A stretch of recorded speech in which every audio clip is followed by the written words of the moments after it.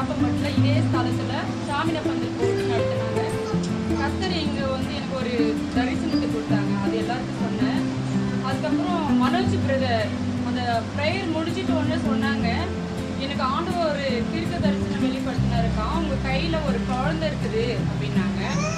இந்த தாயின் கருவில் உருவாக்கும் முன்னே கர்த்தர் இந்த பிள்ளை தெரிந்து கொண்டாரு. உங்களுக்கு எல்லாருக்குமே இந்த விஷயம் தெரியும். நான் எல்லாருக்கிட்டே சொல்லுவேன்.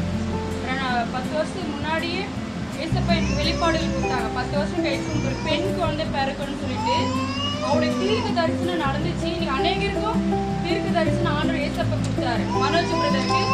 அதுக்கப்புறம் மீஞ்சூர்ல போகும்போது அன்றைக்கே அந்த மாதமே எனக்கு கன்ஃபார்ம் ஆயிடுச்சு. ஆனால் அது எனக்கு தெரியல.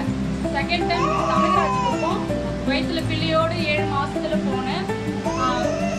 டாக்டர் வந்து குழந்தையும் பிறக்காதுன்னு சொன்னாங்க. அவங்க கிட்ட சொல்லிட்டு வந்தேன், ஏசப்பா எனக்கு சொல்லியிருக்காரு, வாக்குதத்தை கொடுத்துருக்காங்க, பெண் கொண்டு பிறக்குன்னு சொல்லிட்டு.